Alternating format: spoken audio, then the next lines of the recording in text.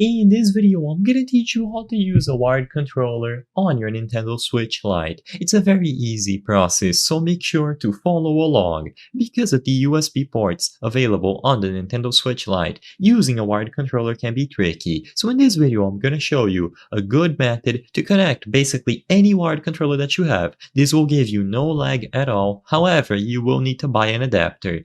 To my knowledge, most wired controllers will need this adapter to work properly with the Nintendo Switch Lite.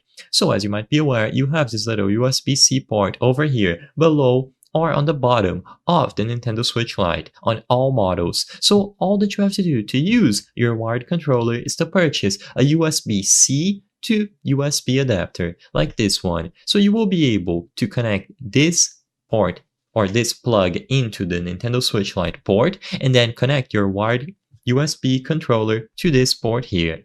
As long as you connect one end into the switch and the other one into the actual adapter, you will be able to use your wired controller without any lag at all. And there are a lot of options. It doesn't necessarily have to be this one from Ugreen. Ugreen is just a very high quality producer of these, so I recommend that you purchase from there. But as you can see, you have Amazon Basics, which might be cheaper, might be more available, and so on. Regardless, you just need to make sure that you purchase a USB-C to USB-A adapter. So you will be plugging your wired controller into the USB port here, this one with the blue remark, and then the actual USB-C cable into the switch. And as long as you plug them in that order, you will be able to use your wired controller on the Nintendo Switch. Besides this, I don't know of any specific controller models that work natively with the Switch Lite, so I highly recommend that you get one of these adapters.